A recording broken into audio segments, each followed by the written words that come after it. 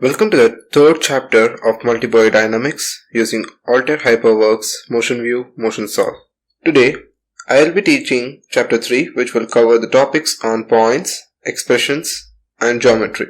Points are also referred to as hard points in the MBD world. They are one of the most fundamental construction elements for MBD built in Motionview. Almost all the entities that are created in Motionview need to be referenced using these hard points for defining their location. There are two types of entities in Motionview. They are design time entities and runtime entities. Points fall under the category of design time entities. You will not find points in a Motionsolve model, that is, nothing but the input deck, since their purpose is only to help create other entities for Motionsolve. There are three types of points. They are a single point, a symmetric pair point, and symmetric pair point, and symmetric pair point. Now let's understand each of them in detail. By default, point pairs are always symmetric, and the left side is the master. For symmetric pairs, the changes made on the left side will automatically reflect on the corresponding right side, and vice versa. This helps in building suspension models, for example, where the left control arm is symmetric to the right control arm. The pair entities help in creating models which are symmetric about the ZX plane of the model. Their properties can also be symmetric about the ZX plane. That is, the y property is mirror.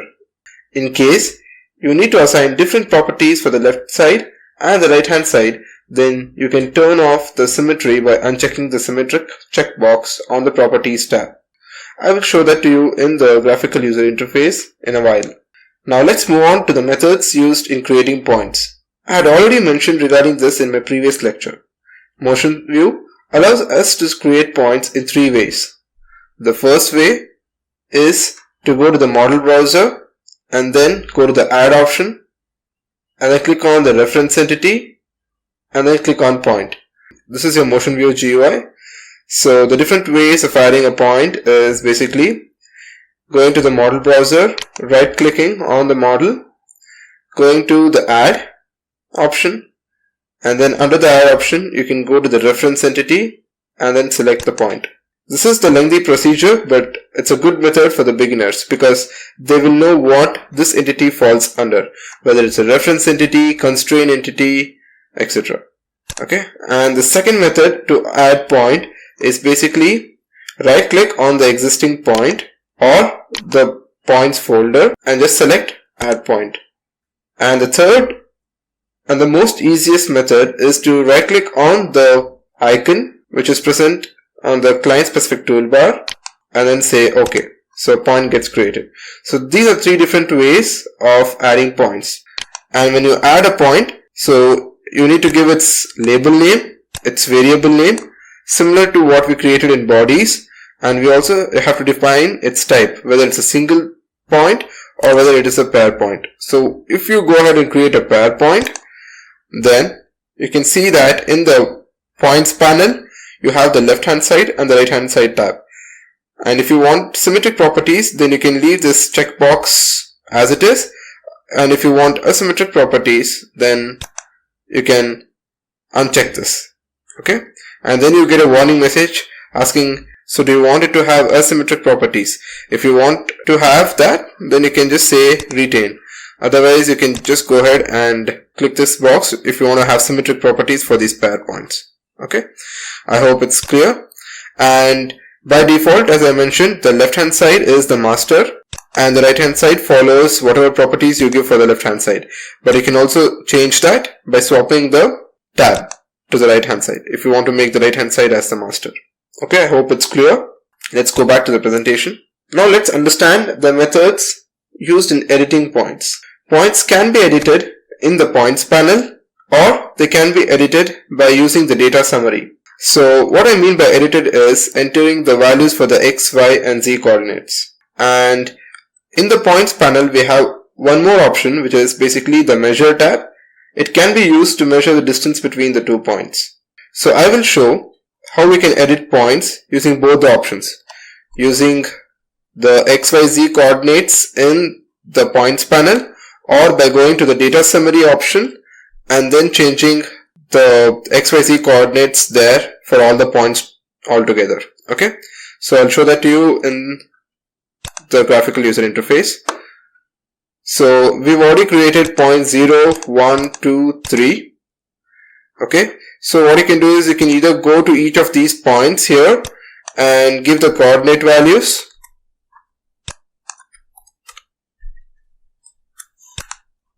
Okay,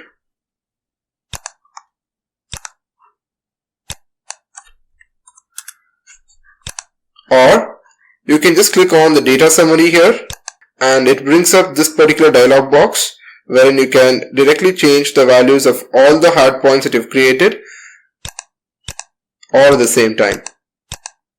We can follow either of the ways. Let's go back to the presentation. So this is what I'm showing here as a screenshot, and the easiest way to go to the data summary dialog box is just by clicking on this option which is there on the points panel, and the other way to do so, you can also go to the data summary by using the model option in the menu bar. Okay, there is also another option in Motionview to select a point coordinates from the node of a graphic that exists in the model. And here it should be noted that the file should be in the .h3d format. I will explain about this file format in detail in the upcoming lectures. Now let's move on to another important method of creating points in Motionview, that is by using the point macro creation option. This option can be accessed by clicking the macros option on the toolbar and then going to create points. And this option is also found in the client specific toolbar. I'll show this to you in the graphical user interface so that it is more clear. So the first way of creating a macro is by clicking on macro option here in the file menu and then going to create points. So here you can create points using coordinates. This is the first option. Okay, and here you can also choose the coordinate. Either you want the Cartesian coordinate, that is by default, or you can go to the cylindrical coordinate and you can give the values for this. So this is one way. The second way of creating the macro is by using the client specific toolbar. So this brings up the same dialog box.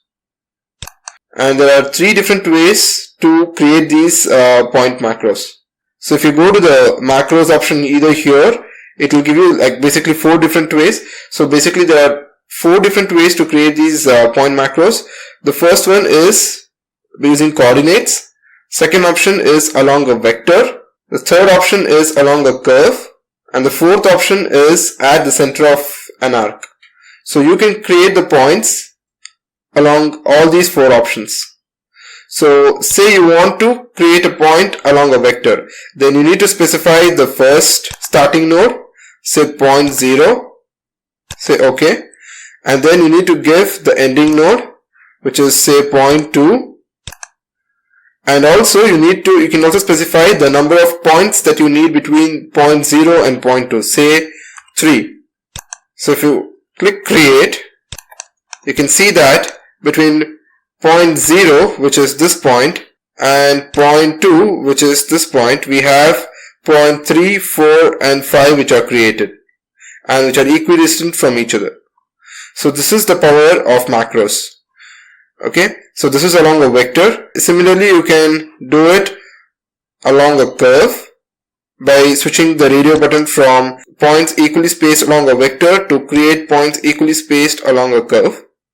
And if you want it at the center of a circle or an arc, you can go to the third radio button and you can give the corresponding options and you will get a point at the center of an arc or a circle. So these are the different macros, point creation macros that are available in Motionview for the easy model building process. So I'll just open a new session. Let's go back to the presentation. So the same thing has been explained in the presentation as well. So this is basically the point along a vector. This is creating the points along a curve. And this is creating a point at the center of a circle or an arc. Okay. Now let's move on to one of the most important topics in MBD, which is parameterization. And we need expressions if we want to parameterize one particular entity with respect to another. So here the coordinates of the points can be entered as numbers or expressions on the property tab. once the value is entered, it basically, and it is parameterized, you can get to know a particular value is parameterized if it is highlighted in blue color, as shown in this slide. So I will take you back to the Motionview graphical user interface, and I will show you the power of parameterization and how to parameterize one point with respect to another to make it more clear. So this is your Motionview graphical user interface. So here I want to create a point called point A, add a point. So I call this point A, and I want it to be a single point. Okay, so that's created, and I will leave it at the global origin 0, 0, 0. Then I go ahead and I create a second point B. Again, I want a single point, say OK. So now I'll use parameterization to parameterize point B with respect to A. So what happens is, say for some reason you moved A, and if B is connected to A, point B will also move with respect to A. And if you don't parameterize, then you will have to do more work, wherein you'll have to give separate hard point values for point A, and then to move point B, you need to again go ahead and give separate hard point values for point B. So I'll show that to you in a while. So how to connect this point B to point A, and say point B I want it to be at 10 units in the X direction, 0 in the Y direction, and 10 units in the Z direction with respect to point A. Okay, so what I'll do is, I am now giving the coordinate values for the point B. So I'll place my cursor here and I'll click on this FX option. Okay, so this is nothing but the function builder option, and it will open the function or the expression builder dialog box. So here you can delete this. So now what I'm trying to do is trying to relate or trying to create a relationship between point B and point A with respect to point A. Okay, so I will expand under points folder, I will expand point A, and I will select the X value of point A. So this is selected, P of A dot X. So this means the X value of point A, and I will click on add. So the X value of point A is selected, and I want point B's X value to be 10 more than point A's X value, which is nothing but 0. So this plus 10, and I hit enter. So then to see if this expression is evaluated or whether Motionsolve has understood it properly or not, you can just click on evaluated and it will give you the number. So now it's making sense, right? So it has taken the correct value. So then click on OK. Now you can see that this box is highlighted in blue, which means that the X value of point B is now connected to the X value of point A. So if point A, which is now at 0, moves by 10 units, then point B will also move by 10 units, and this value will become 20 automatically. Okay, I'll show that to you once I create the relationship between even the Y and the Z coordinates. Now I want the Y value also to be connected to the Y value of point A. So I go to the Y box here and click on the expression builder. So here I delete this, then go to points, point A. In that I select its Y value. So and then I hit on add. So here I'm selecting the Y value of point A. So as I mentioned earlier, I want the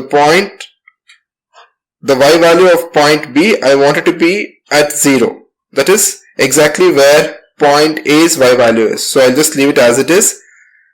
If I say evaluated, it should be 0. And then I say OK. Now what I do is I'll go to the Z value, go to the expression builder. Here I will again go to the points option, point A. I'll select the Z value and say add. So this I will be adding plus 10 because I want the Z coordinate of point B to be 10 more than the Z coordinate of point A. So it will be 0 plus 10, which is 10, and say OK. So you can see that the point B's x, y, z coordinates are now in relationship with point A's x, y, z coordinates. Okay. So now what happens is, if you move point A by 10 units in all the three coordinates,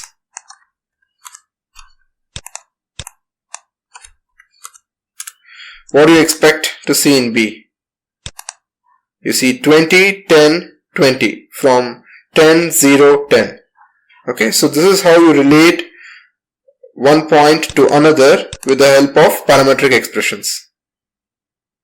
So I hope it's clear to everyone. So here in the presentation, I'm just giving a different example. So it's the same thing what I showed to you in the graphical user interface, but I took a different example there.